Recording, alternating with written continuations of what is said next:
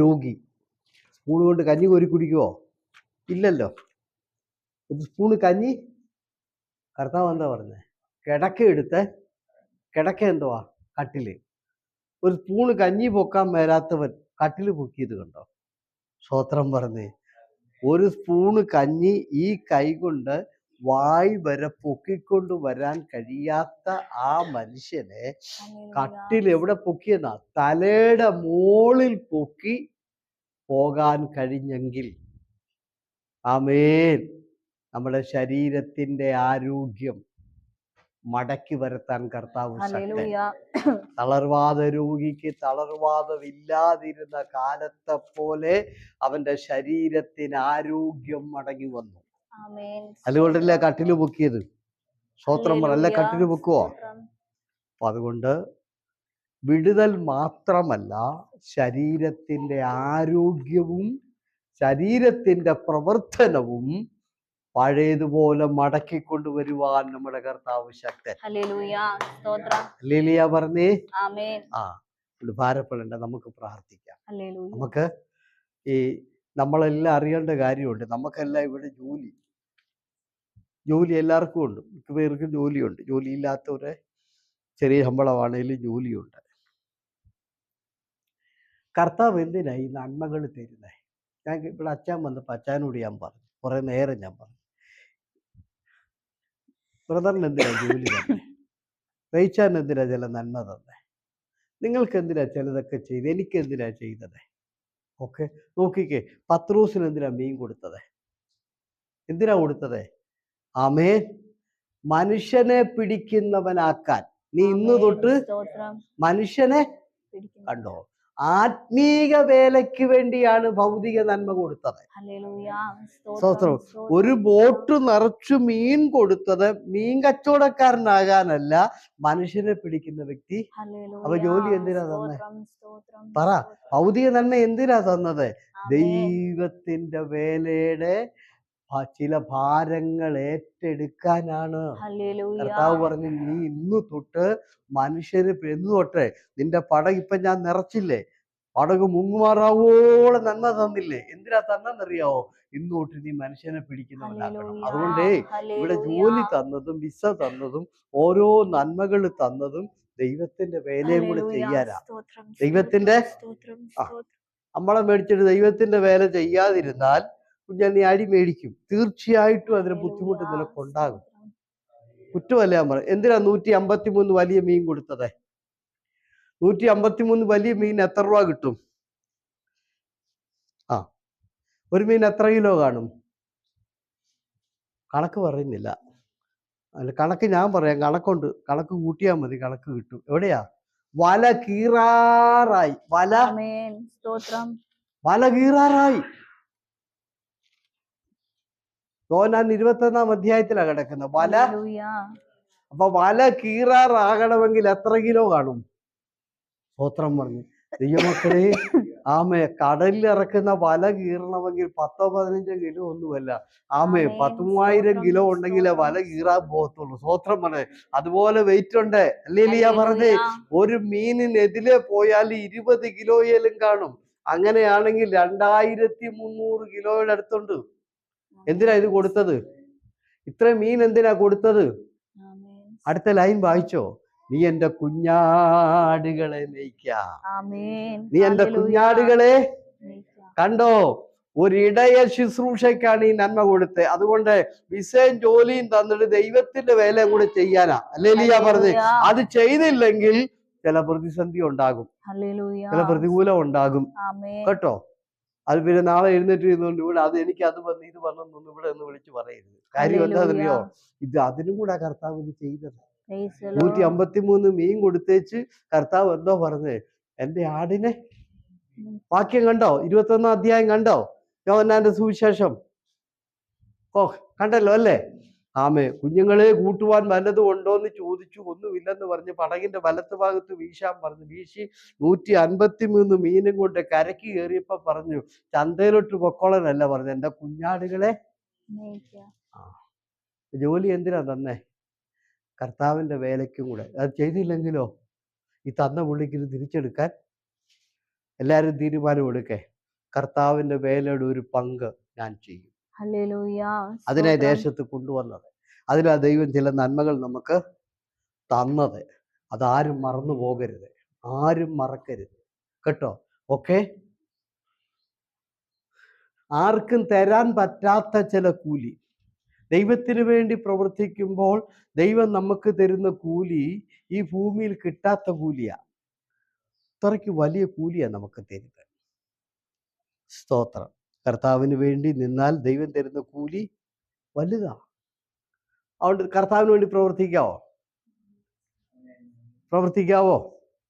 കർത്താവ് നിങ്ങൾക്ക് എന്ത് ചെയ്യും? വലിയ കൂലി. ഞാൻ 2 കൂലി പറയാം. ദൈവത്തിന് വേണ്ടി പ്രവർത്തിച്ചപ്പോൾ കർത്താവ് കൊടുത്ത 2 കൂലി. ഒന്ന്, 2 രാജാക്കന്മാർ 4-ാം അധ്യായത്തിൽ മാളിക മുറി കൊടുത്തു. ആര് കൊടുത്തു? ശൂലേംകാരത്തി കട്ടിൽ കൊടുത്തു, മാളിക മുറി കൊടുത്തു, ആ വീട് തുറന്നു കൊടുത്തു, അയാൾക്ക് ഭക്ഷണം കൊടുത്തു, അവിടെ താമസിക്കാൻ സൗകര്യം കൊടുത്തു. അങ്ങനെ കർത്താവിന്റെ വേലയ്ക്ക് വേണ്ടി ഒത്തിരി സപ്പോർട്ട് ചെയ്തു. കൂലി എന്ത് കിട്ടി? എന്താ കൂലി കിട്ടിയത്? ഗേഹസി പറഞ്ഞു, ഇവക്ക് കുട്ടികളില്ല. അടുത്ത ലൈൻ വായിച്ചിട്ടുണ്ടോ? ഇവിടെ ഭർത്താവ് വൃദ്ധനാണ്. ഇവിടെ ഭർത്താവ് എന്ന് പറഞ്ഞാൽ വഴി അടഞ്ഞു. ഇനി ആ വീട്ടിൽ അങ്ങനെ ഒരു സംഭവം ഉണ്ടാകത്തില്ല. ലോകത്തിൽ ഒരു മനുഷ്യനും ഇനി എന്ത് ചെയ്യാൻ പറ്റില്ല? വാർദ്ധക്യത്തിലായ ഒരു മനുഷ്യന് കുട്ടികൾ ഉണ്ടാകത്തില്ല. ലോകത്തിൽ ഇനി ഏത് മരുന്ന് കഴിച്ചാലും എന്ത് കഴിച്ചാലും ആ മനുഷ്യന് ഒരു കുഞ്ഞുണ്ടാകത്തില്ല. പക്ഷേ ലോകത്തിൽ ഒരു മനുഷ്യനും കൊടുക്കാൻ പറ്റാത്തത് ദൈവം കൊടുത്തു. ആ വീട്ടിൽ ഒരു ആൺകുഞ്ഞുണ്ടായി. സ്തോത്രം പറഞ്ഞ് എന്താ കാര്യം? ദൈവത്തിന് വേണ്ടി അധ്വാനിച്ചതിന്റെ കൂലി കർത്താവ് കൊടുത്തു. ലോകത്തിൽ ആർക്കും കൊടുക്കാൻ പറ്റാത്ത കൂലി. കോടിക്കണക്കിന് സ്വത്തുണ്ട്, പക്ഷേ കുഞ്ഞുണ്ടാകത്തില്ല വീട്ടിൽ. എന്താ കാര്യം? അയാൾ വയസ്സിന്ന് പോയി. സ്വത്രം, അയാൾ വയസ്സിന്ന് പോയി. അതുകൊണ്ട് കർത്താവിന്റെ വേല ചെയ്യാമെങ്കിൽ ഞാൻ ഇന്ന് രാത്രി ഉറപ്പ് തരാം, നിന്റെ ജീവിതത്തിൽ ഒരു മനുഷ്യനും തരാൻ പറ്റാത്ത കൂലി തന്നെ നിന്നെ മാനിക്കും. പ്രതിഫലം തന്നെ നിന്നെ അനുഗ്രഹിക്കും. ഇപ്പൊ കണ്ടോ, ശൂലേംകാരത്തേക്ക് കിട്ടിയ കൂലി കണ്ടോ? കാശ് കൊടുത്താ കിട്ടാത്തത്, ഒരു മനുഷ്യനും കൊടുക്കാൻ പറ്റാത്തത് കിട്ടി. വേല ചെയ്തപ്പോ കിട്ടിയുണ്ടോ? ഇനി 2ാമത്തെ ആളെ കേൾക്കണോ? 2 രാജാക്കന്മാർ 20-ാം അധ്യായത്തിൽ ഒരു മനുഷ്യന്റെ പേരുണ്ട്. അദ്ദേഹത്തിന്റെ പേര് ഹിസ്കിയാ രാജാവെന്നാണ്. 20-ാം അധ്യായം ഒന്ന് വായിച്ചേ. ആ കാലത്ത് ഹിസ്കിയാവിന് മരിക്കത്തക്ക രോഗം പിടിച്ചു. ആമോസിന്റെ മകനായ യെശയ്യാ പ്രവാചകൻ അവന്റെ അടുക്കൽ വന്ന് അവനോട്, നിന്റെ ഗൃഹകാര്യം ക്രമത്തിൽ ആക്കുക, നീ മരിച്ചു പോകും, ശേഷിക്കയില്ല എന്ന് യഹോവ അരുളി ചെയ്യുന്നു എന്ന് പറഞ്ഞു. അപ്പോൾ ഹിസ്കിയാവ് മുഖം ചുവരിന്റെ നേരെ തിരിച്ചു യഹോവയോട് പ്രാർത്ഥിച്ചു, അയ്യോ യഹോവേ, ഞാൻ വിശ്വസ്തയോടും ഏകാഗ്ര ഹൃദയത്തോടും കൂടെ തിരുമുമ്പിൽ നടന്നു നിനക്ക് പ്രസാദമായുള്ളത് ചെയ്തിരിക്കുന്നു എന്ന് ഓർക്കണമേ എന്ന് പറഞ്ഞു. ഹിസ്കിയാവ് ഏറ്റവും കരഞ്ഞു. എന്നാൽ യെശയ്യാവ് നടുമുറ്റം വിട്ടു പോകും മുൻപേ അവന് യഹോവയുടെ അരുളപ്പാടുണ്ടായതെന്തെന്നാൽ, നീ മടങ്ങിച്ചെന്ന് എന്റെ ജനത്തിന്റെ പ്രഭുവായ ഹിസ്കിയാവോട് പറയേണ്ടത്, നിന്റെ പിതാവായ ദാവീദിന്റെ ദൈവമായ യഹോവ ഇപ്രകാരം അരുളി ചെയ്യുന്നു, ഞാൻ നിന്റെ പ്രാർത്ഥന കേട്ടു, നിന്റെ കണ്ണുനീർ കണ്ടിരിക്കുന്നു, ഞാൻ നിന്നെ സൗഖ്യമാക്കും. 3-ാം ദിവസം നീ യഹോവയുടെ പ്രാർത്ഥന. ചുവരിന് നേരെ മുഖം തിരിച്ചു. ആമേൻ. ചുവരെന്ന് പറഞ്ഞാൽ അറിയാവോ? ഭിത്തിയുടെ നേരെ നോക്കി. അതിന്റെ അർത്ഥം എന്താ? വേറെ നോക്കാൻ ഇടവില്ല. നമുക്ക് എന്തോ എവിടോട്ടാ നോക്കുന്നത്? ഈ ഗൾഫിൽ കിടക്കുന്ന നമ്മൾ ആളുടെ മുഖത്തോട്ടാ നോക്കുന്നത്. നമുക്ക് ആ കൂടെ ഉള്ളത് ഭിത്തി മാത്രമേ ഉള്ളൂ. അങ്ങോട്ട് നോക്കി വെക്കുക അല്ലെ? ഹിസ്കിയാവ് ചുവരിന്റെ നേരെ തിരിച്ചിട്ട് പുള്ളി ഒരൊറ്റ പ്രാർത്ഥന. ആ പ്രാർത്ഥനയെ പറഞ്ഞ വാചകങ്ങൾ കേട്ടോ. ഞാൻ പിതാക്കന്മാരുടെ വഴിയിൽ നടന്നു, നിനക്കിഷ്ടമായത് ഞാൻ ചെയ്തു, ഞാൻ നിനക്ക് പ്രസാദമുള്ളത് ചെയ്തു. കൂലി കൊടുക്കാതിരിക്കാൻ നിൽക്കുവോ? ദൈവത്തെ പ്രസാദിപ്പിച്ചതിന്റെ കൂലി കർത്താവിന് കൊടുക്കണ്ടേ? കർത്താവിന്റെ വഴി നടന്നതിന്റെ കൂലി കൊടുക്കണ്ടേ? ഹല്ലേലൂയ. കർത്താവിന് ഇഷ്ടമുള്ളത് ചെയ്തതിന്റെ കൂലി കൊടുക്കണ്ടേ? കർത്താവ് പറഞ്ഞ ഒരു കാര്യം, പ്രവാചക നീ വേഗം പോയി തിരിച്ചവനോട് പറ, ഞാൻ ഒരു 20 വർഷം കൂടെ നിനക്ക് ആയുസ് നീട്ടി തന്നിരിക്കുന്നത്. ഹല്ലേലൂയ, സ്തോത്രം പറഞ്ഞ് ദൈവമക്കളെ, ആ 20 വർഷം ഇദ്ദേഹത്തിന് കിട്ടിയത് ഇദ്ദേഹത്തിന്റെ വേലയുടെ കൂലിയാണ്. ഹല്ലേലൂയ. ദൈവത്തെ പ്രസാദിപ്പിച്ചതിന്റെ കൂലി. അതുകൊണ്ട് ദൈവം പ്രസാദിച്ചപ്പോൾ, ദൈവഹിതപ്രകാരം ജീവിച്ചപ്പോൾ, ദൈവകൽപ്പന പ്രകാരം നടന്നപ്പോൾ അതിന്റെ കൂലി കിട്ടി. ആർക്കും കൊടുക്കാൻ പറ്റാത്ത കൂലിയാ കൊടുത്തത്. ആയുസ് അങ്ങ് നീട്ടിക്കൊടുത്തു. ഇനി എനിക്ക് വായിച്ചു കേൾപ്പിക്കാൻ സമയമില്ല, സമയം പുറകോട്ട് പോകും, അതുകൊണ്ട് ഞാൻ വിടുകയാണ്. ഇതിനൊരു തെളിവ് ദൈവം കൊടുത്ത് താഴെ വായിക്കുമ്പോൾ കർത്താവ് ചോദിച്ചു, ഞാൻ ഒരു തെളിവ് തരാം. നിന്റെ ക്ലോക്കില്ല, ക്ലോക്ക് കടികാരം, അതിൻ്റെ സൂചി 10 പടി പുറകോട്ട് ഇറങ്ങാൻ പോവാന്ന് പറഞ്ഞപ്പോ 10 പടി. ഇപ്പൊ നമുക്ക് ഇവിടെ സമയം എത്രയായി? 7 മണിയായില്ലേ? സ്തോത്രം. 10 പടി പുറകോട്ട് കൊണ്ടുപോവാ. സമയം പുറകോട്ട് പോവോ? നമ്മൾ പിടിച്ച് തിരിക്കാതെ പോവോ? പക്ഷെ ആ ക്ലോക്ക് ആരും പിടിച്ച് തിരിച്ചില്ല. ആ ക്ലോക്ക് ആരും പിടിച്ച് പുറകോട്ട് തിരിച്ചില്ല. അവിടെ അങ്ങനെ എഴുതിയിരിക്കുന്നത് 10 പടി പുറകോട്ട് പോയി എന്ന് പറഞ്ഞാൽ മനസ്സിലായോ എന്റെ അർത്ഥം എന്താന്ന്? ഇദ്ദേഹത്തിന് എത്ര വയസ്സാ നീട്ടിക്കൊടുത്തത് ആയുസ്?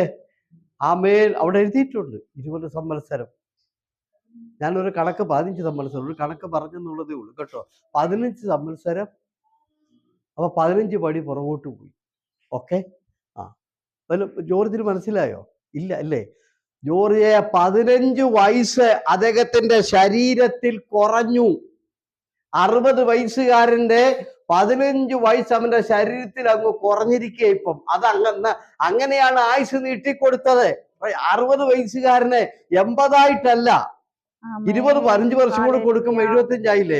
പക്ഷെ അവനെ 75 വയസ്സല്ല, അവന്റെ ശരീരത്തിന്റെ ആയുസ് പുറകോട്ട് ദൈവം കുറച്ചു. ഇദ്ദേഹത്തിന് 40 ഉണ്ടെങ്കിൽ അത് 20 ആക്കി കൊടുത്തു കർത്താവ്. സ്തോത്രം.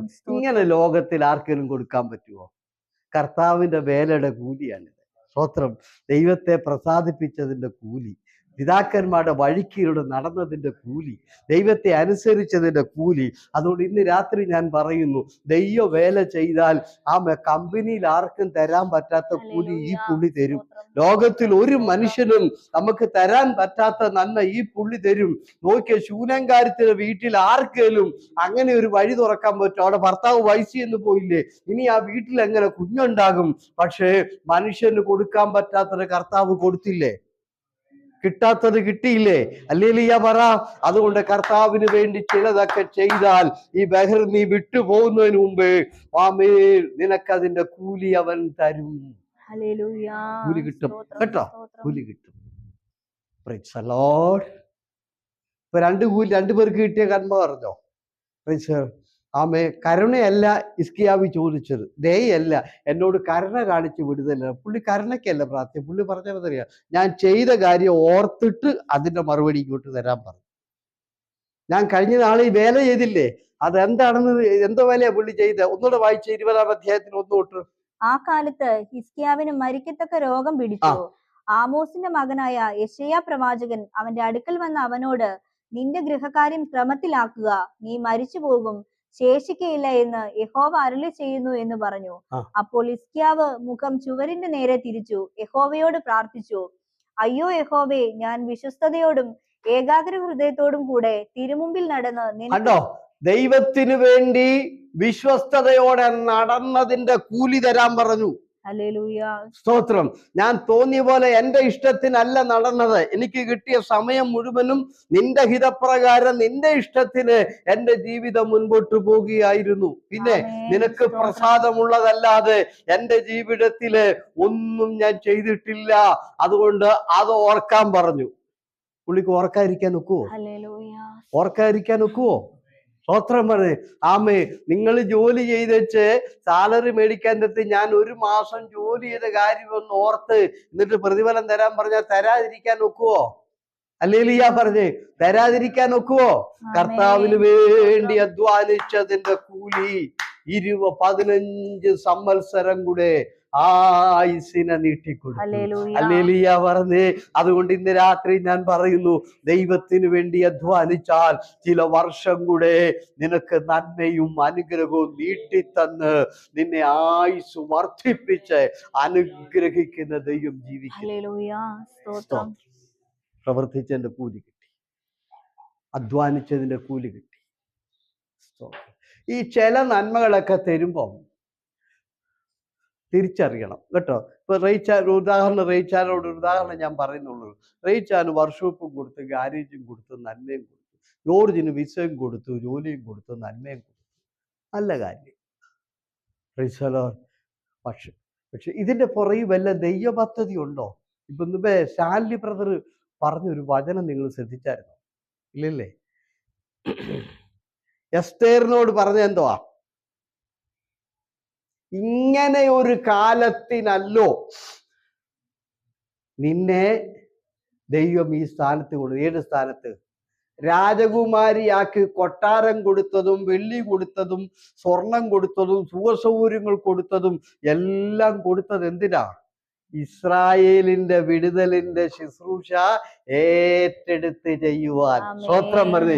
ഇസ്രായേൽ ജാതിയെ കൊല്ലാൻ ഹാമാൻ നിയമം കൊണ്ടുവന്ന് കൊല്ലാൻ തുടങ്ങുമ്പോൾ ആ വിടുതലിന്റെ ശുശ്രൂഷ ഏറ്റെടുത്ത് ചെയ്യാൻ വേണ്ടിയാണ് ഈ നന്മ ദൈവം നിനക്ക് തന്നതെന്ന് മോർദെഖായി പറയാണ്. ഇങ്ങനെ ഒരു കാലത്തിന് എന്തിന്? ഒരു വിടുതലിന്റെ ശുശ്രൂഷയ്ക്ക് വേണ്ടിയാണ് ഈ അനുഗ്രഹം എല്ലാം ദൈവം നിനക്ക് തന്നത്. അതറിയാവോ ദൈവവൈതലേ? ആമേ, ദൈവത്തിന്റെ വേല ഏറ്റെടുത്ത് ചില ദൈവമക്കളുടെ വിടുതലിന് വേണ്ടിയാണ് ജോലി തന്നെന്നുള്ളത് അറിയുന്നുണ്ടോ? ഈ സ്ഥാനത്ത് വന്നത് കൂടെ വായിച്ചോ? 4-ാം അധ്യായത്തിലെ 15-ാമത്തെ വാക്യമാണെന്ന് എനിക്ക് തോന്നുന്നു. എസ്തേർ, ഞാൻ നോക്കിയില്ല. ഇങ്ങനെ ഒരു കിട്ടിയോ? അതിന് എസ്തേർ മൊർദെഖായിയോട് മറുപടി പറയാൻ കൽപ്പിച്ചത്, നീ ചെന്ന ശൂഷനിലുള്ള എല്ലാ യഹൂദന്മാരെയും ഒന്നിച്ചു കൂട്ടി. അതാണോ 4:16? നീ ഈ സമയത്ത് മിണ്ടാതിരുന്നാൽ യഹൂദന്മാർക്ക് മറ്റൊരു സ്ഥലത്ത് നിന്ന് ഉദ്ധാരണവും രക്ഷയും ഉണ്ടാകും. എന്നാൽ നീയും നിന്റെ പൃഥുഭവനവും നശിച്ചു പോകും. ഇങ്ങനെയുള്ള കാലത്തിനായിട്ടല്ലയോ? എങ്ങനെ? ഈ വിടുതലിന്റെ ശുശ്രൂഷ ഏറ്റെടുത്ത് ചെയ്യാനാണ് നിനക്ക് അർഹതയില്ലാത്ത കൊട്ടാരം ഞാൻ തന്നത്, ഈ സിംഹാസനം ഞാൻ തന്നത്, ഈ സ്വത്ത് ഞാൻ തന്നത്, ഈ പദവി ഞാൻ തന്നത്, ഈ നന്മകളെല്ലാം തന്നതിന്റെ കാര്യം എന്നാന്നറിയാമോ? നിന്നെ കൊണ്ട് ഒരു വിടുതലിന്റെ ശുശ്രൂഷ എനിക്ക് ചെയ്യിക്കാനുണ്ട്. എന്റെ ജനത്തിന്റെ വിടുതലിന് വേണ്ടി നീ മുന്നോട്ടിറങ്ങാനാണ്. ഹല്ലേലൂയ പറ. അല്ലെങ്കിൽ നിനക്ക് ഈ രാജപദവി കിട്ടത്തില്ല. ഞാൻ തന്നത് എന്തിനാ വിസയും ജോലിയൊക്കെ തന്നത്? ദൈവത്തിന്റെ വേലയുടെ ഒരു പങ്ക് നിന്നെ കൊണ്ട് കർത്താവിന് ചെയ്യിക്കാൻ വേണ്ടിയാണ് ഇങ്ങനെയുള്ള ചില സ്ഥാനത്ത് ദൈവം നിന്നെ കയറ്റിയിരുത്തിയിരിക്കുന്നത്. ഏത് സ്ഥാനത്ത്? ഈ അനുഗ്രഹത്തിന്റെ സ്ഥാനത്ത്. 400-300 ഒക്കെ മേടിക്കാനുള്ള ഈ സ്ഥാനത്ത് നിന്നെ കൊണ്ടുവന്നത്. ശമ്പളം ബാങ്കിലിട്ട് നീ എടുത്തോ? ദശാംശം പോലും തരണ്ടെടുത്തു. പക്ഷേ ദൈവത്തിന്റെ വേല ചെയ്യണം ഇങ്ങനെ ഒരു കാലത്തിൽ. എങ്ങനെ? നിന്നിലൂടെ ഈ കൊട്ടാരത്തിനകത്ത് നിന്നെ കയറ്റി ഇരുത്തിയതും ഈ സിംഹാസനം തന്നതും ഈ പദവി തന്നതും ദൈവജനത്തിന്റെ വിടുതലിന്റെ ശുശ്രൂഷ നിന്നെ കൊണ്ട് ചെയ്യിക്കാനാ. ഹല്ലേലൂയ പറഞ്ഞേ. നീ അത് ചെയ്യണം. അപ്പൊ ഞാൻ ചോദിക്കട്ടെ, വിസ തന്നതും ജോലി തന്നതും നാമെ പലത് തന്നതും വീട് വെച്ചോന്ന് ആർക്കും എതിരില്ല, ദൈവത്തിനെതിരൊന്നുമില്ല. സ്വത്ത് കുഞ്ഞുങ്ങൾക്ക് കൊടുത്തോ, ബാങ്കിലിട്ടോ, കൂട്ടി വെച്ചോ. പക്ഷെ അതിന്റെ പുറകിൽ ദൈവത്തിന്റെ വേലയും കൂടെ ചെയ്യാനാണ് ഇങ്ങനെ ഒരു സ്ഥാനത്ത് എത്തിച്ചെന്നുള്ളത് തിരിച്ചറിയണം. അറിഞ്ഞോ? മനസ്സിലാക്കിയോ? തീരുമാനിച്ചാട്ടെ ഞാൻ എന്ത് ചെയ്തോളാം. ആ വാക്യം ഒന്നുകൂടെ വായിച്ചേ. നീ ഈ സമയത്ത് മിണ്ടാതിരുന്നാൽ യഹൂദന്മാർക്ക് മറ്റൊരു സ്ഥലത്ത് നിന്ന് ഉദ്ധാരണവും രക്ഷയും ഉണ്ടാകും. എന്നാൽ നീയും നിന്റെ പൃഥുഭവനവും നശിച്ചു പോകും. നീ വേല ഏറ്റെടുത്ത് ഇറങ്ങിയില്ലെങ്കിൽ എന്തു പോകും? നിന്റെ കസേര ധരിക്കും. ഈ സമയത്ത് നീ വേല ചെയ്യാതെ നീ ഈ തിന്നു സുഖിച്ച് ഈ കൊട്ടാരത്തിൽ അങ്ങ് ഇരുന്ന് എല്ലാ സുഖസൗകര്യം അനുഭവിച്ച് പോകാമെന്ന് നീ വിചാരിച്ചാൽ നിന്റെ പൃഥുഭവനവും നശിക്കും, നീ നശിക്കും. മലയാള ഭാഷയിൽ പറഞ്ഞാൽ നിന്റെ വിസയും പോകും, ജോലിയും പോകും, സകലതും പോകും. ഇത് നിനക്ക് തന്നത് ഇങ്ങനെ ചെയ്യിക്കാനാ. ഹല്ലേലൂയ പറഞ്ഞേ. Praise the Lord. നീ നിന്റെ പ്രതിഭവനം നശിക്കാതിരിക്കണമെങ്കിൽ, അല്ലെങ്കിൽ ഇന്നത്തെ നന്മ നിന്റെ കയ്യിൽ നിന്ന് പോകാതിരിക്കണമെങ്കിൽ, ഇന്നത്തെ അനുഗ്രഹം നിന്റെ കയ്യിൽ നിന്ന് വിട്ടുപോകാതിരിക്കണമെങ്കിൽ ഈ വേല നീ ചെയ്യണം. ഇല്ലെങ്കിൽ കുറെ കഴിയുമ്പോൾ നിന്റെ പ്രതിഭവനും നീയും നശിക്കുമെന്ന് പറഞ്ഞാൽ നിന്റെ വേലയും പോകും, നിന്റെ സ്ഥാനവും പോകും, പദവിയും പോകും, ജോലിയും പോകും, എല്ലാം പോകും. 5 പൈസയ്ക്ക് മാർഗമില്ലാത്ത ഗതിയിൽ എത്തിക്കാൻ ദൈവത്തിന് കഴിയുമെന്നാണ് പറഞ്ഞതിന്റെ അർത്ഥം. ഹല്ലേലൂയ പറഞ്ഞേ. എത്ര പേര് തയ്യാറായി? സ്തോത്രം, സ്തോത്രം. പുതിയ നിയമം എന്താന്ന് പറഞ്ഞു? പുതിയ നിയമത്തിന്റെ ആകത്തുക, പഴയ നിയമത്തിന്റെ ആകത്തുക. പഴയ നിയമത്തിന്റെ ആകത്തുക ജീവരക്ഷ, ജീവരക്ഷ. ഏലിയാവ് ജീവരക്ഷയ്ക്കോടി, ലോത്ത് ജീവരക്ഷയ്ക്കോടി. പുതിയ നിയമത്തിന്റെ ആകത്തുക ജീവരക്ഷയല്ല, ആത്മാവിന്റെ രക്ഷ. ഹല്ലേലൂയ പറഞ്ഞേ. അത് ആത്മാവിന്റെ രക്ഷ. അതുകൊണ്ട് ഇതിനകത്ത് ഭൗതികമായ നന്മയേക്കാൾ അല്ല പ്രാധാന്യം, ഇതിനകത്ത് പ്രാധാന്യം ആത്മീക വിടുതല. കാരണം ആത്മാവിന്റെ രക്ഷയാണ് പുതിയ നിയമം. ഇന്നലെ മെസ്സേജ് പറഞ്ഞപ്പോ ഞാൻ എന്താ പറഞ്ഞത്? ആത്മീക വിടുതൽ പ്രാപിച്ച മനുഷ്യനെ ദൈവവേലയ്ക്ക് കർത്താവ് എടുത്തു. പൂരഗ്രസ്തരെ ദേശത്തെല്ലാം പോയി. ശാരീരിക വിടുതൽ വായിച്ച രക്താശ്രമക്കാരത്തിയെ കർത്താവ് എന്ത് ചെയ്തില്ല? സുവിശേഷ വേലയ്ക്ക് നിയോഗിച്ചില്ല. ദേശത്ത് എല്ലായിടത്തും പോയി നീ സൗഖ്യം പ്രാപിച്ച കാര്യം വിളിച്ച് പറഞ്ഞ് അനേകരെ കുറിച്ച്, യേശുവിനെ കുറിച്ച് പറയാൻ പറഞ്ഞോ? പറഞ്ഞില്ല. യായിറോസിന്റെ വീട്ടുകാരോട് പറഞ്ഞോ? എല്ലായിടത്തും പോയി നിങ്ങൾ സാക്ഷി പറയണം. പറഞ്ഞില്ല. എന്താ കാര്യം? അതൊക്കെ ശരീരത്തിന്റെ വിടുതല, ജീവന്റെ വിടുതല. അതൊന്നും ആത്മാവിന്റെ വിടുതലല്ല. സ്വത്രം. എന്നാൽ ഭൂതഗ്രസ്തൻ ഭാവിച്ചത് അവന്റെ ആത്മാവിന്റെ വിടുതല. അവനോട് യേശു പറഞ്ഞു, നീ ദേശത്ത് പോയി നിന്റെ വീട്ടിൽ പോയി എല്ലാരോടും സൗഖ്യം പ്രാപിച്ച കാര്യം പറയണം, ദേശത്തെല്ലാം നീ പറയണം. മനസ്സിലായല്ലോ നിങ്ങൾക്ക്? ആത്മാവിന്റെ രക്ഷ, ജീവന്റെ രക്ഷ. സ്തോത്രം. നന്ദി പറഞ്ഞേ. സ്തോത്രം. ഞാൻ പ്രസംഗിച്ചത് മനസ്സിലായോ? ഈ ഇരിപ്പൊക്കെ കണ്ടിട്ട് എനിക്കൊരു സംശയമുണ്ട്. ഏതാ? എന്തിനാ കസേര കയറ്റി എസ്തറിനെ അവിടെ ഇരുത്തിയത്? എന്തിനാ? എസ്തറിന് എല്ലാ സുഖവും അനുഭവിക്കാം. കൊട്ടാരത്തിലെ റാണിയാ, അത് അനുഭവിക്കാം.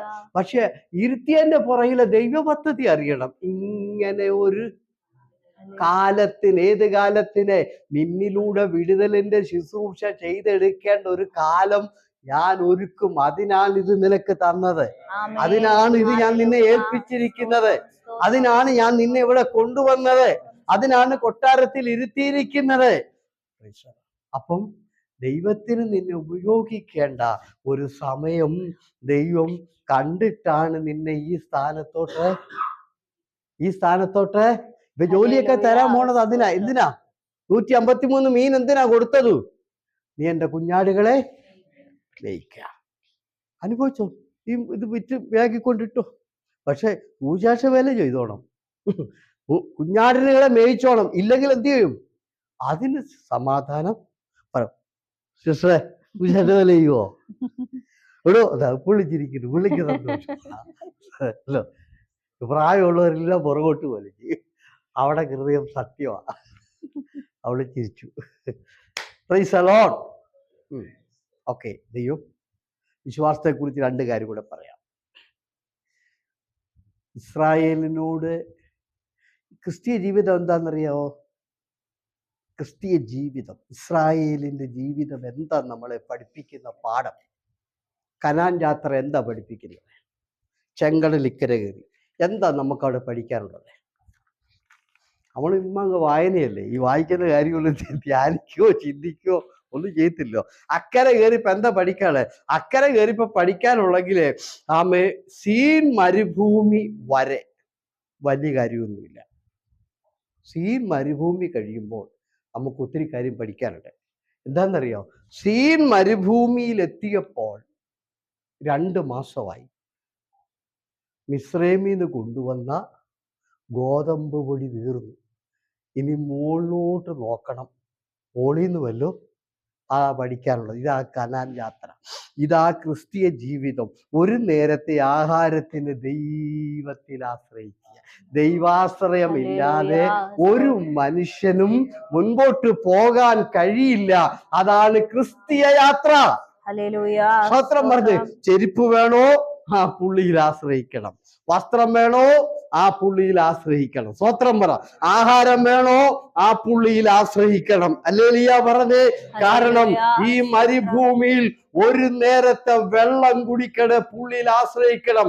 അങ്ങനെ ജീവിതത്തിൽ നീ മുഴുവനായി ദൈവത്തിൽ ആശ്രയിക്കുന്നതാണ് ക്രിസ്തീയ ജീവിതം. അതാണ് നമ്മൾ ഇസ്രായേലിൽ നിന്ന് പഠിക്കുന്നത്. ആമേൻ. ആഹാരത്തിന് ദൈവത്തിൽ ആശ്രയിക്കണം. കാരണം ഒന്നുമില്ല, മന്ന കിട്ടിയില്ലെങ്കിൽ തീർന്നു, അന്നത്തെ ദിവസം പട്ടിണിയാ. പിന്നെ വസ്ത്രം പഴകിപ്പോയ നാളെ ഉടുക്കാൻ ഇത് കീറിപ്പോയ. അപ്പൊ ദൈവത്തിൽ ആശ്രയിച്ചില്ല നിൽക്കണം, ഇത് പഴകാതിരിക്കാൻ. ചെരുപ്പില്ല, ചെരുപ്പ് പഴകിപ്പോയാ പോയി. നമ്മൾ 3 മാസം 1 വർഷം ഇടുകയില്ല, അത് രണ്ടാമത്തെ മേടിക്കും.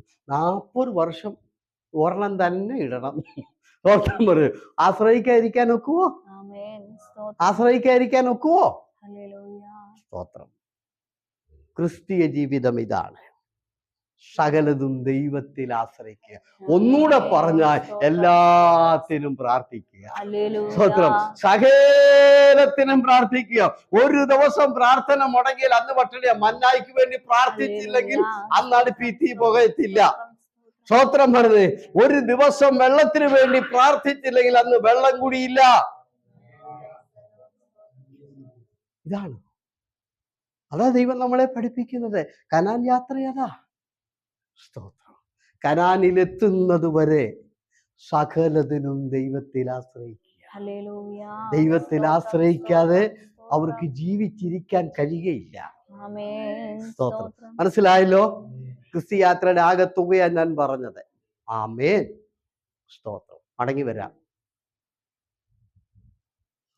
ഇസ്രായേലിനോട് ദൈവം പറഞ്ഞു, എരികോ മതില് 7 ദിവസം അതിൻ്റെ ചവിട്ടിൽ കൂടെ നടക്കണം, ഒന്നും മിണ്ടരുത്, ആർപ്പിടണം. 7-ാം ദിവസം 7 പ്രാവശ്യം നടന്നു ആർപ്പിടണം. അപ്പോൾ എരികോ മതിലിടിയും. സ്തോത്രം. ദൈവം കൽപ്പിച്ചു. ഇവര് ആദ്യത്തെ ദിവസം നടന്നു. സ്തോത്രം. ഓക്കെ, എല്ലാവരും എന്നെ ഒന്ന് നോക്കണേ. ഇസ്രായേൽ ഇങ്ങനെ മതിലിന്റെ ചുവട്ടിൽ കൂടെ നടന്നു. അപ്പൊ എരികോവിലെ ആൾക്കാർ ചോദിച്ചു, നിങ്ങൾ എന്തിനാ ഇങ്ങനെ നടക്കുന്നത്? കുറെ അവര് പറഞ്ഞു, 7-ാം ദിവസം ഈ മതില് ഇടിയും. ഞങ്ങളോട് കർത്താവ് പറഞ്ഞു, ഞങ്ങൾ അത് വിശ്വസിച്ചുകൊണ്ടാണ് ഈ നടക്കുന്നത്. അത് വിശ്വസിച്ചുകൊണ്ട്. അപ്പൊ ചോദിച്ചു, നിങ്ങളെ വല്ല കമ്പിപ്പാരയോ വല്ല ചുറ്റിയോ എന്തെങ്കിലും ഉണ്ടോ? ഒന്നുമില്ല ഞങ്ങളുടെ. അപ്പം അവർ ചിരിച്ചു. എടാ, ഈ പൊട്ടന്മാര് പറയുന്നു കേട്ടോ, ഒരു കമ്പിപ്പാര പോലും ഉമ്മാരുടെ കയ്യിലില്ല, ഒരു ചുറ്റിക പോലും ഇല്ലാത്ത ഉമ്മാര് പറയുകയാണ് ഈ മതിൽ വീഴും. ഈ മതിലറിയാവോ എന്താന്ന്? ആ മതിലിന്റെ മുകളിൽ വീടുണ്ട്, രാഹാബിന്റെ വീടുണ്ട്. അപ്പൊ 2 മുറി ഒരു അടുക്കള ഉണ്ടെങ്കിൽ എത്രയടി വീതി കാണും ഈ മതിലിന്? സ്തോത്രം പറഞ്ഞേ. ദൈവമക്കളെ, ഈ മതിലിന് 10-20 മീറ്റർ വീതിയുണ്ട്. ഈ 10-20 മീറ്റർ വീതിയുള്ള കരിങ്കല്ലിന്റെ മതില് ഒരു ചുറ്റിക പോലും ഇല്ലാതെ ഇത് താഴെ ഇടുമെന്നും പറഞ്ഞ് ഉമ്മാര് ചൂട്ടി കൂടെ നടക്കുക. ഉമ്മാരെ. അപ്പം എരികോവിലെ ആൾക്കാർ പറഞ്ഞു, പട്ടു പിടിച്ചു ഉമ്മാർക്ക്. വിശ്വാസ പൂത്തിപ്പം വട്ടായി ചൂട്ടി കൂടെ നടക്കുമല്ലേ എല്ലാരും. എരികോവിലെ ആൾക്കാർ പരിഹസിച്ചു, കളിയാക്കാൻ തുടങ്ങി. അവര് വിശ്വാസത്തോടെ അതിൻ്റെ ചൂട്ടിക്കൂടെ നടന്നു. സ്തോത്രം. നമുക്കെന്താ പഠിക്കാനുള്ളത്? എന്തിനാണ് ഈ 7 ദിവസം വെച്ചത്, ഇങ്ങനെ നടക്കാൻ പറഞ്ഞത്? ആമേ, നിങ്ങൾക്ക് പറ്റുമോ? നിങ്ങൾ ചെയ്യാൻ പറ്റുമോ? ചെയ്താൽ നല്ലത്. വിശ്വാസം എന്നത് വാഗൊണ്ട് പറയുന്നതല്ല, അത് നടന്ന് തെളിയിക്കണം. ഒന്നാം ഹല്ലേലൂയ. ദിവസം അവര് നടക്കുന്നത് അവരുടെ അകത്ത് കിടക്കുന്ന വിശ്വാസം തെളിയിക്കാനാണ്. ഈ മതിൽ 7-ാം ദിവസം ഇടിയുമെന്നുള്ളതിന്റെ അടയാളമാണ് നടപ്പ്.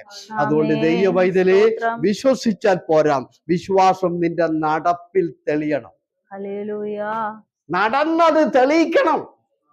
ഇവര് നടന്ന് തെളിയിക്കുക. ഇവര് പറയാം, ഞങ്ങൾ ഈ നടക്കുന്നത് എന്തിനാന്നറിയോ? 7-ാം ദിവസം ഇത് ഇടിയും, ഞങ്ങളത് തെളിയിക്കും. ഹല്ലേലൂയ. 7 ദിവസം നടന്ന് വിശ്വാസം തെളിയിച്ചു. ആമേൻ. ഹല്ലേലൂയ സ്തോത്രം. പറഞ്ഞേ. ആ വിശ്വാസം നടപ്പിൽ തെളിയണം. പിന്നെ അനുസരണം തെളിയിക്കുകയാണ്. ആദ്യത്തെ ദിവസം കർത്താവിന്റെ കൽപ്പന നടന്ന് അവരത് അനുസരിച്ചു. ആമേൻ. 1-ാം ദിവസം നടക്കാൻ പറയുന്നത് അനുസരിച്ചു. അങ്ങനെ നിന്റെ നടപ്പിൽ അനുസരണം തെളിയണം. ഹല്ലേലൂയ പറഞ്ഞ്. ഹല്ലേലൂയ. അനുസരിക്കുന്നെന്ന് പറഞ്ഞാൽ പോരാ, അത് നടന്ന് തെളിയിച്ച് കാണിക്കണം. പറ്റുമോ നിങ്ങൾക്ക്? ഞാൻ അതാ ആദ്യമേ ചോദിച്ചില്ലേ. സ്തോത്രം. അനുസരണം 7 ദിവസം. സ്തോത്രം. പിന്നെ ഒരു സന്തോഷമുള്ള കാര്യം എന്നാന്നറിയോ? ഇവര് നടക്കുന്നത് പൊട്ടത്തരവാ. ഇങ്ങനെ നടന്നാൽ എങ്ങനെയാ മതിൽ വീഴുന്നത്? ഇത് മണ്ടത്തരവാന്നൊക്കെ ആര് പറഞ്ഞു? എരികോവിലെ ആൾക്കാരെ പറഞ്ഞു. നിങ്ങളെ നോക്കിയിട്ട് പറയാറില്ലേ, പുത്തം എടുത്തുള്ളൂ ഈ പൊട്ടുപണിക്ക് കറുത്ത പുത്തം എടുത്തോണ്ട് ദേ പോട്, ഏതാണ്ട് വലിയ കാര്യം നടക്കുമെന്ന് പറഞ്ഞായി പോണത്. എന്ത് ചെയ്തു? കളിയാക്കുക, പരിഹസിക്കുക. എന്തിനാ വെറുതെ നിങ്ങളിങ്ങനെ പുത്തം എടുത്തോണ്ട് നടക്കുന്നത്? എരികോവിലെ ആൾക്കാർ ചോദിക്കുക, നിങ്ങൾക്ക് എന്നാ വട്ടാണോ ഈ പെട്ടകം തൂക്കിക്കൊണ്ട് നടക്കാൻ? ഞാനൊരു പെട്ടിയും പൊക്കി പിടിച്ചോണ്ട് ഇങ്ങനെ വിശ്വാസമാണ് പറഞ്ഞ് നടക്കുക. 7-ാം ദിവസം ഇവരാർപ്പിട്ടു. ഈ മതിലിടിഞ്ഞു. ഈ മതിലിന്റെ മുകളിലുള്ള വീടുകളെല്ലാം തകർന്നു. ഈ മതിലിന്റെ അടിയിലുണ്ടായിരുന്ന ആളുകളെല്ലാം എന്ത് ചെയ്തു? ഈ മതിലിടിഞ്ഞു. ഒത്തിരി പേര് അവിടെ മരിച്ചു. വലിയ അപകടം ഉണ്ടായി. ഇസ്രായേൽ ജയിച്ചു, എരികോംകാർ തോറ്റുപോയി. അവര് പട്ടണത്തിലോട്ട് കയറത്തില്ലായിരുന്നു. മതിലിടിച്ച് അവരകത്ത് കയറി പട്ടണം പിടിച്ചു. സ്തോത്രം. ഓക്കെ, ഇതാ സന്തോഷം. എല്ലാം മനസ്സിലായോ? ഇല്ല അല്ലേ? എന്നാ കേട്ടോ. 7-ാം ദിവസം എരികോവിലെ ആൾക്കാർ പറഞ്ഞു, ഇവരുടെ നടപ്പിന് ശക്തിയുണ്ട്. ഇവരുടെ നടപ്പിന്റെ പുറകിൽ ഒരു വലിയ ശക്തി ഉണ്ടെന്ന് അവിടുത്തെ ആൾക്കാർ വിളിച്ചു പറയൂ.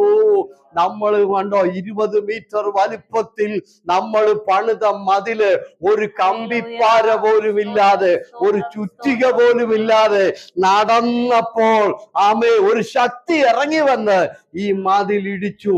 അങ്ങനെ ഇവരുടെ നടപ്പിന്റെ ശക്തി ദൈവം വെളിപ്പെടുത്തി. ഹല്ലേലൂയ പറഞ്ഞ്. വിശ്വാസത്തോടെ നീ നടക്കുന്നെങ്കിൽ ആ നടപ്പിന്റെ ശക്തി ഒരു ദിവസം ദൈവം വെളിപ്പെടുത്തും. 7-ാം ദിവസം അവര് നടന്നതിന്റെ ശക്തി ദൈവം വെളിപ്പെടുത്തി. ആ ശക്തി വെളിപ്പെട്ടപ്പോൾ എരികോവിന്റെ മതില് ഇടിഞ്ഞുപോയി. ദൈവവൈതലേ, വിശ്വാസത്തോടെ മുന്നോട്ട് പോകട്ടെ. നിന്റെ ഈ പോക്കിന് ശക്തിയുണ്ടോ ഇല്ലയോ എന്നുള്ളത് സർവശക്തനായ ദൈവം വെളിപ്പെടുത്തും. ദൈവം വെളിപ്പെടുത്തും. 7-ാം ദിവസമായപ്പോ അവർക്ക് മനസ്സിലായി, അയ്യോ ഇവര് പൊട്ടന്മാരല്ല, ഇവര് കാണിച്ചതൊന്നും മണ്ടത്തരമല്ല, ഇവരുടെ നടപ്പിന് അധികാരമുണ്ട്, ശക്തിയുണ്ട്. ഇവര് നടന്നാൽ നമ്മുടെ പട്ടണം തകർന്നു പോകുമെന്ന് അവർക്ക് പിടികിട്ടി. സ്തോത്രം. അതുകൊണ്ട് രാവിലെ പുസ്തകം എടുത്തോണ്ട് പോരുമ്പോൾ അയൽവക്കംകാരൊക്കെ നോക്കും, ഒന്നും മിണ്ടാൻ പോകണ്ട. എന്നാന്നറിയോ? നമ്മൾ ഈ പോകുന്നതിന് വല്ല ശക്തി വല്ല ഉണ്ടോന്ന് കുറെ ദിവസങ്ങൾ കഴിയുമ്പോൾ അവരുടെ മുമ്പിൽ ദൈവം വെളിപ്പെടുത്തും. അവരുടെ മുമ്പിൽ ദൈവം വെളിപ്പെടുത്തും. ദൈവവൈതലേ, നീ പോണത് പൊട്ടത്തരമല്ലെന്നും നീ കാണിക്കുന്നത് മണ്ടത്തരമല്ലെന്നും ഈ പുസ്തകവും നിന്റെ നടപ്പും വലിയ ശക്തി ഇതിന്റെ പുറയിൽ വെളിപ്പെടുമെന്നും ഇതിന്റെ പുറയിൽ അത് നടക്കുമെന്നും കർത്താവ് ഒരു ദിവസം വെളിപ്പെടുത്തി. ആ ദിവസത്തിന്റെ പേരാണ് 7-ാം ദിവസം. ഹല്ലേലൂയ പറഞ്ഞ്. നിന്റെ ജീവിതത്തിലും അത് വെളിപ്പെടും. ധൈര്യത്തോടെ പോ. ഇപ്പൊ ഒന്നും അറിയുന്നില്ല, ഇപ്പൊ ഒന്നും കാണുന്നില്ല. 7-ാം ദിവസം അത് കാണിച്ചു, കർത്താവ് കാണിക്കും കേട്ടോ. ഓക്കെ. ഇവരുടെ നടപ്പിന് ശക്തി കണ്ടോ? മതിൽ ഇടിഞ്ഞ കണ്ടോ? ആ മതിൽ ഇടിഞ്ഞതല്ല എന്നാള് ഞാൻ പറഞ്ഞു. ആ മതിൽ ഇടിഞ്ഞതല്ല. ആ വാക്യം നിങ്ങളൊന്ന് നോക്കിക്കേ. ആ മതിൽ ഇടിഞ്ഞപ്പോൾ അവിടെ നടന്നിരിക്കുന്ന എന്താ എഴുതി? 6-ാം അധ്യായം യോശുവയുടെ പുസ്തകം. ആമേ, അവിടെ എഴുതിയിരിക്കുന്ന എന്താ നിങ്ങൾ കണ്ടോ? ആ സിസ്റ്റർ, ആ മതിൽ ഇടിയുന്ന സംഭവം ഒന്ന് വായിച്ചാട്ടെ. പട്ടണത്തെ ആ വിധത്തിൽ തന്നെ 7 പ്രാവശ്യം ചുറ്റി. അന്ന് മാത്രം അവർ പട്ടണത്തെ 7 പ്രാവശ്യം ചുറ്റി. 7 പ്രാവശ്യം പുരോഹിതന്മാർ കാഹളം ഊതിയപ്പോൾ യോശുവ ജനത്തോട് പറഞ്ഞതെന്തെന്നാൽ, ആർപ്പിടുവീൻ, യഹോവ പട്ടണം നിങ്ങൾക്ക് തന്നിരിക്കുന്നു. ഈ പട്ടണവും അതിലുള്ളതൊക്കെയും യഹോവയ്ക്ക് ശപഥാർപ്പണമായിരിക്കുന്നു. എങ്കിലും രഹാബ് എന്ന വേശ്യ നാം അയച്ച ദൂതന്മാരെ ഒളിപ്പിച്ചതിനാൽ അവളും അവളോടുകൂടെ വീട്ടിലുള്ള എല്ലാവരും ജീവനോടിരിക്കട്ടെ. എന്നാൽ ദൈവത്തിന്റെ അത്ഭുതങ്ങൾ നിങ്ങൾ കണ്ടോ? ആമേൻ, സ്തോത്രം. ആ മതിൽ ഇടിഞ്ഞപ്പോ ആരാ? രാഹാബിന്റെ വീട് ഇരുന്ന സ്ഥലം ഇടിഞ്ഞില്ല. ആ സ്ഥലത്ത് ഒറ്റ കല്ല് പോലും ഇളകിയില്ല. ബാക്കി ഭാഗം മാത്രമാണ് ഇടിഞ്ഞത്. കണ്ടോ? വായിച്ച കേട്ടോ? ഇപ്പൊ നിങ്ങൾ രാഹാബിന്റെ അശിഷ്ടാഭാവം മാത്രം വായിച്ചു കേൾപ്പിച്ചേ. ആ ഈ പട്ടണവും അതിലുള്ളതൊക്കെയും യഹോവയ്ക്ക് ശപഥാർപ്പണമായിരിക്കുന്നു. എങ്കിലും രാഹാബ് എന്ന വേശ്യ നാം അയച്ച ദൂതന്മാരെ ഒളിപ്പിച്ചതിനാൽ അവളും അവളോട് കൂടെയുള്ള വീട്ടിലുള്ള എല്ലാവരും ജീവനോടിരിക്കട്ടെ. കണ്ടോ? അവിടെ വീട് മാത്രം അവിടെ ഇരിപ്പുണ്ട്. അതിനകത്ത് മാത്രം അപകടം സംഭവിച്ചിട്ടില്ല. അവിടെ ഒരു കല്ല് പോലും ഇളകിയിട്ടില്ല. ബാക്കി സകലതും തരിപ്പണമായപ്പോൾ ആ ഒരു വീടിരുന്ന ഭാഗം ഇടിഞ്ഞിട്ടില്ല. വിശ്വാസത്തിന്റെ ശക്തി കണ്ടോ? സ്തോത്രം പറഞ്ഞേ. ഇനി മറ്റൊരു ഭാഗം, ഈ മതില് താഴേക്ക് ഇടിഞ്ഞു വീണപ്പോൾ താഴെ ആര് നിപ്പുണ്ടായിരുന്നു? ഇസ്രായേൽ താഴെ നിപ്പുണ്ട്. ഇസ്രായേൽ താഴെ കൂടെ ഏതെങ്കിലും ഒരു ചെറിയ കല്ല് ഇസ്രായേലിന്റെ ദേഹത്ത് വീണതായിട്ട് അവിടെ എഴുതിയിട്ടുണ്ടോ? സ്തോത്രം പറഞ്ഞേ. എഴുതിയിട്ടുണ്ടോ? എങ്ങോട്ട് പോയി? ഈ ഭിത്തി ഇടിയുമ്പോ ഈ ഭിത്തിയുടെ ചവിട്ടി നിൽക്കുക. പക്ഷെ ഒരു ചെറിയ കല്ല് പോലും അവരുടെ ദേഹത്തെ. ഇതാ ദൈവത്തിന്റെ അത്ഭുതം. തന്റെ ഭക്തന്മാരെ പരിപാലിക്കുന്നത്. ഒരു പോറല് പോലും ഏൽക്കാതെ ഈ വലിയ അപകടം സംഭവിക്കുമ്പോൾ അതിന്റെ ചോട്ടിൽ പെട്ടകവുമായി ഇസ്രായേൽ നിൽപ്പുണ്ട്. ഒരു ചെറിയ പോറല് പോലും ഇസ്രായേലിൽ ആർക്കും സംഭവിച്ചില്ല. സ്തോത്രം. അതുകൊണ്ടാണ് സങ്കീർത്തനക്കാരൻ പറഞ്ഞത്, അനർത്ഥ ദിവസത്തിൽ തന്റെ ഭക്തന്മാരെ അവൻ തന്റെ കൂടാരങ്ങളിൽ ഒളിപ്പിക്കും. സ്തോത്രം പറഞ്ഞ് ഹല്ലേലൂയ പറഞ്ഞ്. ഒരു മതിലിടിഞ്ഞു വീഴുമ്പോൾ അതിന്റെ ചുവട്ടിൽ എത്ര ലക്ഷം പേരെന്നറിയാമോ? അതിന്റെ ചുവട്ടിൽ 25 ലക്ഷം പേരുണ്ട്. ഒരു കുഞ്ഞിന്റെ ദേഹത്ത് പോലും ഒരു ചെറിയ കല്ല് വീണിട്ടില്ല. സ്തോത്രം. ദൈവത്തിന്റെ അത്ഭുതം കണ്ടോ? ഒന്നുകൂടെ പറഞ്ഞാൽ അത്ഭുതമായ ദൈവത്തിൻ്റെ എന്താ സൂക്ഷിപ്പ്, പരിപാലനം നിങ്ങൾ ശ്രദ്ധിച്ചു നോക്കേ. ദൈവമക്കളെ കർത്താവ് എത്ര അത്ഭുതകരമായിട്ട് പരിപാലിച്ചു, എത്ര സൂക്ഷിച്ചു. സ്തോത്രം. ആമേൻ. അപ്പൊ അത് മനസ്സിലായല്ലോ. ഇനി എനിക്കിത് വായിപ്പിക്കാൻ സമയമില്ല. വീട്ടിൽ പോരുന്ന ഈ അധ്യായം ഒന്ന് വായിക്കാവോ എല്ലാവർക്കും? സ്തോത്രം. വായിക്കണേ. വായിക്കുമ്പോൾ അവിടെ എഴുതിയിരിക്കുന്ന പദം അവർ മുൻപോട്ട് ഇടിച്ചു കയറിയെന്ന. പട്ടണത്തിലേക്ക് അവർ ഇടിച്ചു മുൻപോട്ട്. വാക്യം കണ്ടോ? അവർ ഇടിച്ചു മുൻപോട്ട് പട്ടണത്തിലോട്ട് മുൻപോട്ട് കയറി എന്നുള്ള.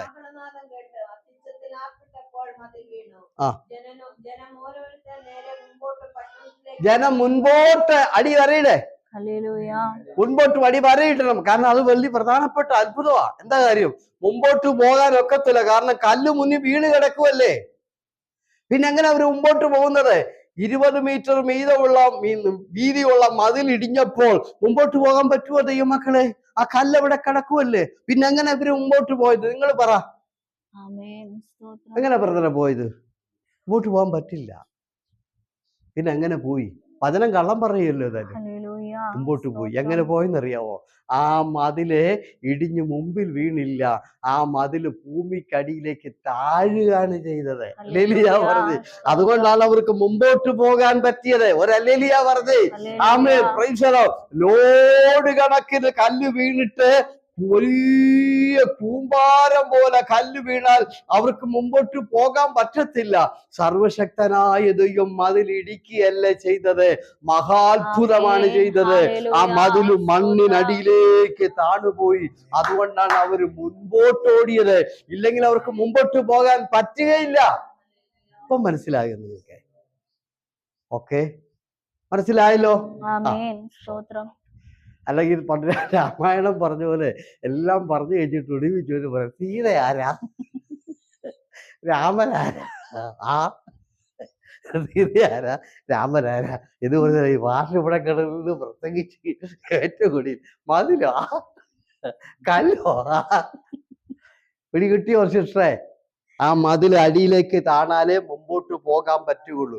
അപ്പൊ നോക്കണം, 20 മീറ്റർ വലിപ്പമുള്ള മതില് ദൈവം ഭൂമിക്കടിയിലേക്ക് താത്തു. അപ്പൊ ശക്തി വല്ലതും വെളിപ്പെട്ടോ? അവിടെ നടപ്പിന്റെ ശക്തി കണ്ടോ? 7 ദിവസം നടന്നതിന്റെ ശക്തി നിങ്ങൾ കണ്ടോ? അതിന്റെ മഹത്വം നിങ്ങൾ കണ്ടോ? ദൈവമക്കൾ നടന്നാൽ വല്ലതും സംഭവിക്കുമോ? ഹല്ലേലൂയ. സ്തോത്രം. ഹല്ലേലൂയ. ഉറക്കെ പറഞ്ഞേ ഹല്ലേലൂയ. സ്തോത്രം. ഞാൻ പ്രസംഗിക്കാൻ വന്ന ഭാഗത്തെ തൊട്ടില്ല. രൂത്തിന്റെ പുസ്തകം 2-ാം അധ്യായമായിരുന്നു. 1-ാം അധ്യായം നമ്മൾ കഴിഞ്ഞ ദിവസം പറഞ്ഞു. 2-ാം അധ്യായം എന്ന് പറയണമെന്ന് ഓർത്ത് ഞാൻ ചിന്തിച്ചുകൊണ്ടിരിക്കുകയായിരുന്നു. കൃപയാൽ രൂത്ത് ബോവസിന്റെ വയലിൽ വന്ന് ഇറങ്ങി. ബോവസിന്റെ വയലിൽ ഇറങ്ങി. അത് എന്താ?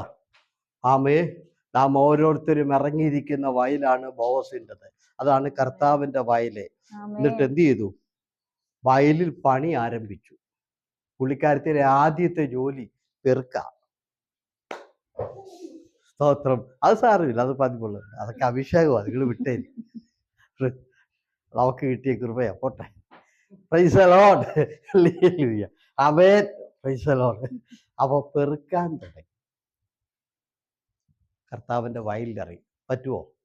കർത്താവിന്റെ വയലിൽ ഞാനും എൻ്റെ കുടുംബവും, എൻ്റെ ദാസി, എൻ്റെ കുഞ്ഞുങ്ങളും ഇനിയുള്ള കാലം കർത്താവിന്റെ വയലിൽ ഞങ്ങൾ ഇറങ്ങും. കർത്താവിന്റെ വയലിൽ ഞങ്ങൾ എന്ത് ചെയ്യും? വേല ആരംഭിക്കും. കർത്താവിന്റെ വയലിൽ ഞങ്ങളുടെ പ്രവർത്തനങ്ങൾ തുടങ്ങും. കർത്താവിന്റെ വയലിൽ ഞങ്ങൾ എന്ത് ചെയ്യും? വേല തുടങ്ങും. ഞങ്ങൾ ഇറങ്ങും, ഞങ്ങൾ അധ്വാനിക്കും. എത്ര പേര് ഇന്ന് രാത്രി തീരുമാനമെടുക്കും? രൂത്ത് തീരുമാനിച്ചു, ഞാൻ ഇന്നോട്ട് വേല ബോവസിന്റെ വയലിൽ ആരംഭിക്കുകയാ. Praise the Lord. ആമേ. രൂത്തിന്റെ സമയം കൊയ്ത്തുകാലമാ. അതുകൊണ്ട് രൂത്തിന് അതിനകത്ത് ചെയ്യാനുള്ള വേല ഒന്നിൽ കൊയ്യാം കൊയ്ത്തുകാരോടുകൂടെ, അല്ലെങ്കിൽ കറ്റ കെട്ടാം, അല്ലെങ്കിൽ പെറുക്കാം. അവൾ ആ പെറുക്കാൻ തുടങ്ങി, ആ വേലയ്ക്ക് ഇറങ്ങി. സ്തോത്രം. കൃപയാൽ അവൾ വന്നിറങ്ങിയത് ബോവസിന്റെ വയലില്ല, പെറുക്കാൻ. സ്തോത്രം. എത്ര പേര് ഈ വയലിൽ ആമേ ചെയ്യാവുന്ന വേല? കൊയ്യാൻ കിട്ടുമെങ്കിൽ കൊയ്യുക, കറ്റ കെട്ടാമെങ്കിൽ കെട്ടുക. സ്തോത്രം. പിന്നെ പെറുക്കാമെങ്കിൽ പെറുക്കുക.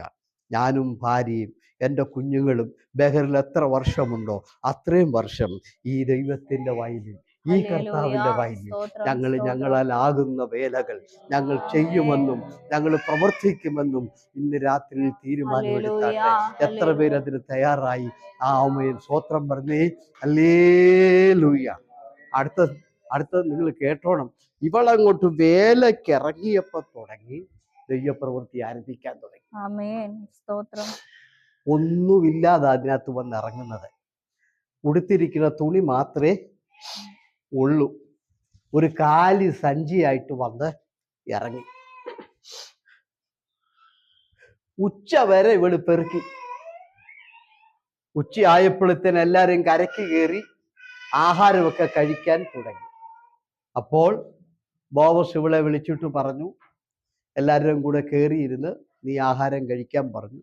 അവക്ക് ആഹാരം കൊടുത്തു, വെള്ളവും ഭക്ഷണവും കറിയും എല്ലാം കൊടുത്തു. അതെല്ലാം അടുത്ത ആഴ്ച പറയാം. ഒരു പോയിന്റ് മാത്രം ഇപ്പൊ പറയാം.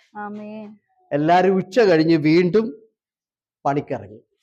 കൊയ്യാൻ ആൾക്കാരിറങ്ങി, കറ്റ കെട്ടുന്നവർ കെട്ടാൻ ഇറങ്ങി. അപ്പൊ അന്നത്തെ കാലത്ത് കൊയ്യുന്നവർ കറ്റ കെട്ടത്തില്ല, കറ്റ കെട്ടുന്ന വേറെ ആൾക്കാരാ. ആമേ. അപ്പം കൊയ്യിക്കുന്ന ആളുണ്ട്, അയാളുടെ പേര് റൈറ്റൻ, നമ്മുടെ ഭാഷയിൽ പറഞ്ഞാലേ. അതിന് അവിടെ എഴുതിയിരിക്കുന്ന മേലാളെന്നാണ്. പിന്നെ കറ്റ കെട്ടുന്ന ആൾക്കാരുണ്ട്, മൂന്നാമത് കൊയ്യുന്ന ആൾക്കാരുണ്ട്, നാലാമത് പെറുക്കുന്ന ആൾക്കാരുണ്ട്.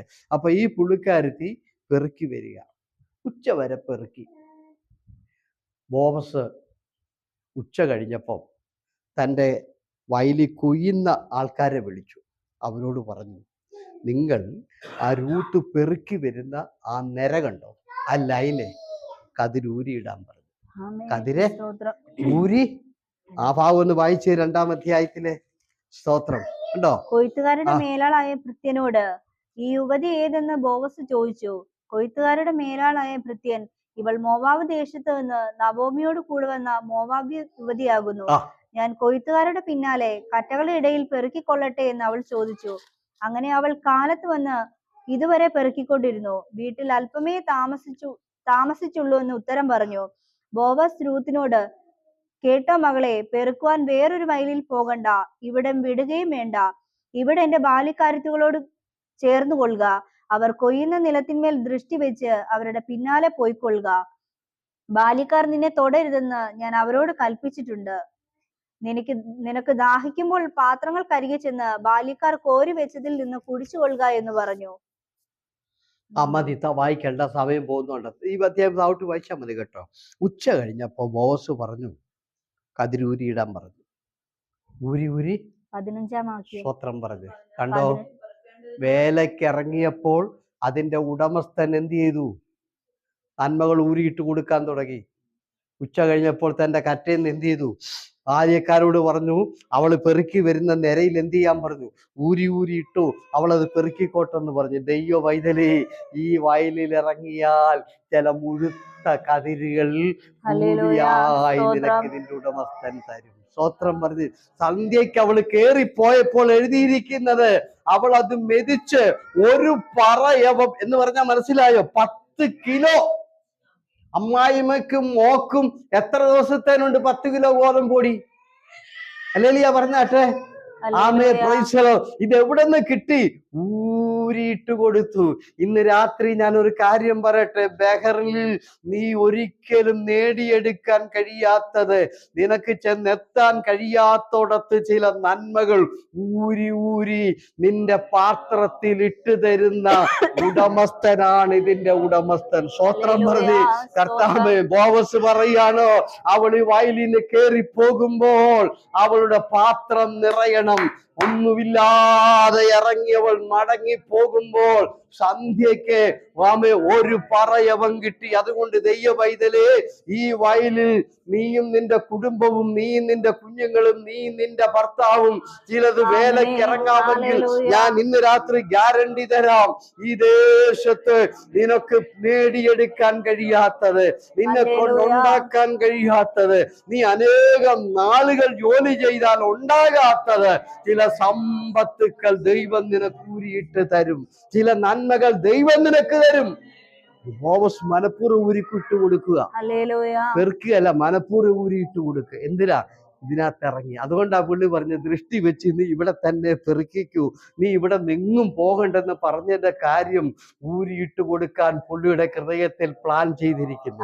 ദൈവമേ, ദൈവം ചില നന്മകൾ സ്പെഷ്യലായി നിനക്ക് തരുവാൻ, നിനക്ക് ഇന്ന് വരെ കിട്ടാത്ത ചില അനുഗ്രഹങ്ങൾ തരുവാൻ സ്വർഗം നിന്നെ കുറിച്ച് തീരുമാനിച്ചിട്ടുണ്ട്. അതുകൊണ്ട് ആയുസ്സും ആരോഗ്യവും നിനക്ക് ദൈവം തന്നിട്ടുണ്ട്. ഈ വയലിൽ ചിലതൊക്കെ ചെയ്യാൻ ഇന്ന് രാത്രി തീരുമാനിക്കാം. നമുക്ക് എല്ലാവർക്കും എഴുന്നേറ്റ് നിൽക്കാം.